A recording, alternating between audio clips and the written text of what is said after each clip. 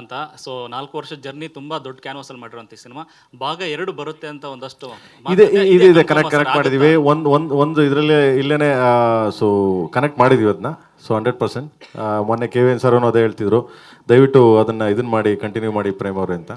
And thanks to ನಮ್ಮ darling Kichcha Sudeep ಸರ್ಗೆ ಇಲ್ಲಿಂದನೇ ಡಾರ್ಲಿಂಗ್ ಥ್ಯಾಂಕ್ಸ್ ಹೇಳ್ತೀನಿ. ಯಾಕೆಂದರೆ ನನ್ನ ಒಂದು ಮಾತು ಹೋಗಿ ಕೇಳಿದ ತಕ್ಷಣ ಡಾರ್ಲಿಂಗ್ ಬನ್ನಿ ನಿಮಗೆ ಒಂದು ಒಳ್ಳೆ ಇದಿದೆ ಇದರಲ್ಲಿ ಕೇಳಿಲಿ ದಯವಿಟ್ಟು ಬನ್ನಿ ಅಂತ. ಸೊ ಇದರಲ್ಲಿ ಆಯಿತು ಚಿನ್ನ ಯಾವಾಗ ಬರ್ಬೇಕು ಕೇಳೋ ಬಂದರು. ಇಲ್ಲಿಂದ ಥ್ಯಾಂಕ್ಸ್ ಹೇಳ್ತೀನಿ ಅವ್ರಿಗೆ. Thank you darling. ಆ್ಯಂಡ್ ನಿಮ್ಮನ್ನ ಒಂದು ಅವ್ರನ್ನ ಒಂದು ಸ್ಟೇಜ್ ಮೇಲೆ ಹತ್ತಿಸ್ತೀನಿ, ಇದು ಹತ್ತಿಸಿಗೋದಲ್ಲೇ. ಸೊ ಯಾವ ಪಾತ್ರ ಏನು ಅಂತ ಬರುತ್ತೆ. ಪ್ರೇಮ್ ಸರ್ ಆಲ್ಮೋಸ್ಟ್ 4 ವರ್ಷ ಅವ್ರ ಪ್ರಶ್ನೆ ನಂದೇ ಇದ್ದಿದ್ದು. 4 ವರ್ಷ ಆಯಿತು ಸಿನಿಮಾ ಲಾಂಚ್ ಆಗಿ. ಏನಕ್ಕೆ ಡಿಲೇ ಆಗಿದ್ದು ಕಾರಣ ಏನು?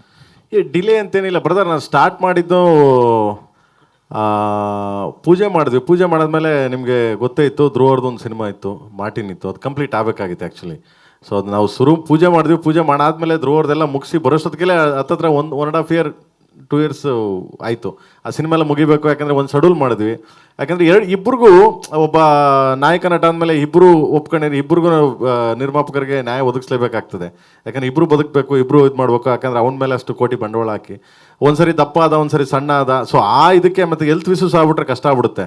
ಯಾಕಂದರೆ ಅವ್ನ ಲೈಫ್ ಅಲ್ವಾ, ಅದನ್ನು ನೋಡಬೇಕು. ಸೊ ಆ ದೃಷ್ಟಿಯಿಂದ ಸ್ವಲ್ಪ ಸಣ್ಣ ಹೆಚ್ಚು ಏರುಪೇರಲ್ಲಿ ಒಂದು 6 ತಿಂಗಳು 8 ತಿಂಗಳು ಹಂಗೆ ಹಿಂಗೆ ಆಯ್ತುಬಿಟ್ರೆ is a cinemas nothing late ಆ ಥರದ್ದೇನೂ ಇಲ್ಲ. So simple. Prem sir 4 song ಈಗ ಹಿಟ್ ಆಗಿ, 4ನೇ ಸಾಂಗ್ ಇವತ್ತು ರಿಲೀಸ್ ಆಗಿದೆ. ಬಟ್ ಇಷ್ಟು ದೊಡ್ಡ ಕ್ಯಾನ್ವಾಸ್ನ ಸಿನಿಮಾ 4 ಸಾಂಗಲ್ಲಿ ನೀವೇ ಹಾಡೋದು ನಿಮ್ಮ ಐಡಿಯಾ ಆಗಿತ್ತು, ಅರ್ಜುನ್ ಜನಿ ಅವರ ಐಡಿಯಾ ಆಗಿತ್ತು? ಇಲ್ಲಪ್ಪ, ನಾನು ಆಡೇ ಇಲ್ಲ ಗುರುವೆ. ಯಾರು ಆಡಿದ್ದು? ನಾನು ಒಂದೇ ಸಾಂಗ್ ಆಡಿರೋದು. ಅಲ್ಲ ಸರ್, ಅಣ್ತಮ್ಮ ಜೋಡೆ ತಕೊಳೋ ಇದು ಬಂದ್ಬಿಟ್ಟು ಕೋರಸ್ಸು. ಅದೇ ಸರ್, ಫಸ್ಟ್ ಸಾಂಗ್ ಅಲ್ಲೂ ನಿಮ್ ಕೋರಸ್ ಕೋರಸ್ ಆಡೇ ಆಡ್ತೀನಿ ನಾನು. ಕರಿಯಾ ಪಿಕ್ಚರ್ ಇಂದ ಕೋರಸ್ ಆಡ್ತೀನಿ ನಾನು. ಕರಿಯಾ, ಎಕ್ಸ್ಕ್ಯೂಸ್ ಮೀ, ಜೋಗಯ್ಯ ಎಲ್ಲ ಕೋರಸ್. ಯಾರ ಕೇಳಿದ್ರೆ ಕೋರಸ್ ಅಂತ ನಾನು ಫಸ್ಟ್ ಹೋಗಿ ನಿಂತ್ಕೊತೀನಿ, ನಾನು ಮಾಡ್ತೀನಿ ಗುರುವೆ ಅಂತ. I am A chorus.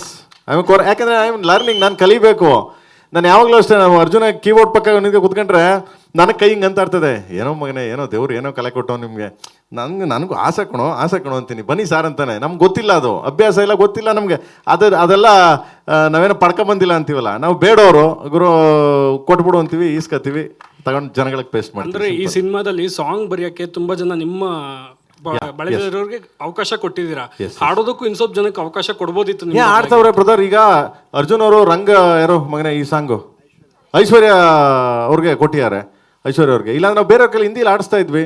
ಆಮೇಲೆ ಹಿಂದಿ ಇದನ್ನ ಇವ್ರ ಕೈಲಿ ಆಡಿಸಿದ್ದಾರೆ, ನಮ್ಮ ಮಂಗಳ ಕೈಲಿ ಆಡಿಸಿದ್ದಾರೆ. ತಮಿಳ್ ಬಂದ್ಬಿಟ್ಟು ರಾಜಲಕ್ಷ್ಮಿ ಆಡಿದ್ದಾರೆ. ಮಲಯಾಳಂ ಸಿತಾರ ಆಡಿದ್ದಾರೆ. ಎಲ್ಲ ಆಲ್ಮೋಸ್ಟ್ ಆಲ್ ಹೊಸಬ್ರೇ. ಎಲ್ಲರಿಗೂ ಚಾನ್ಸ್ ಕೊಡ್ತಾ ಇರ್ತೀವಿ. ಇವಾಗ ಇಲ್ಲಿ ಸಾಂಗ್ ಬರ್ದಿರೋದು ಮಂಜು ಬರ್ದಿದ್ದಾನೆ. ಅಣ್ತಮ್ಮ ಜೋಡೆ ತಗೊಂಡು ಬರ್ದಿದ್ದ. ಇದು ಸ್ವಲ್ಪ ಇದ್ರ ಸಾಂಗ್ ಅಲ್ಲ, ಸ್ಪೆಷಲ್ ಸಾಂಗ್ ಅಂದ್ಬಿಟ್ಟು ನಾನು ಬರ್ದಿದ್ದೆ. ಸೊ ಈ ಥರ ಪ್ರತಿಯೊಬ್ಬರು ಯಾರು ಟ್ಯಾಲೆಂಟ್ ಇದೆ, ಯಾರು ಇದು ಬರ್ತಾರೆ 100% ಕೊಡ್ತೀನಿ ಗುರು. ನಾನು ಆರಾಮಾಗಿ ಕೂತಿರ್ತೀನಿ, ತೊಂದರೆ ಇಲ್ಲ ನನಗೆ. ಸೊ ನನಗೇನಂದರೆ ಯಾರು ಬಂದರೂ ಬೆಳೆಸ್ತೀನಿ ನಾನು. ಯಾರಾದರೂ ಬರಲಿ, ಅವ್ರಿಗೆ ಟ್ಯಾಲೆಂಟ್ ಇತ್ತಾ ಕರ್ಕೊಂಬಂದು ಬಿಡ್ತೀನಿ ಮೇಲ್ಗಡೆ ಸ್ಟೇಜ್ ಮೇಲೆ ಬನ್ರೋ ಅಂತ. ನಾನು ಇವತ್ತು ಅಷ್ಟೇ ನಮ್ಮ ಹುಡುಗರೆಲ್ಲ ಕರಿತಿರ್ತೀನಿ ಯಾವಾಗಲೂ, ಲೈ ಬರಲ್ಲ ಸ್ಟೇಜ್ ಮೇಲೆ, ನಿಮ್ಮನ್ನು ನೀವು ತೋರಿಸ್ಕೊಳ್ರು, ಇಲ್ಲಾಂದ್ರೆ ಕಷ್ಟ ಕಂಡ್ರೋ ಬೆಳೆಯೋಕ್ಕೆ ಅಂತ. ಆಮೇಲೆ ನನ್ನನ್ನು ಇಟ್ಕೊಂಡ್ರು ನನ್ನೇ ತೋರಿಸ್ತಾರೆ, ಪ್ರೇಮ್ ಇದ್ದಾನೆ ಅಂತ. ನನ್ನ ಬಿಟ್ಬಿಟ್ಟು ಹೋಗ್ರಿ ಬಡಿ ಮಕ್ಕಳ ನೀವು ಅಂತಿರ್ತೀನಿ ಹಂಗೆ. ಸರ್ ಇಲ್ಲಿ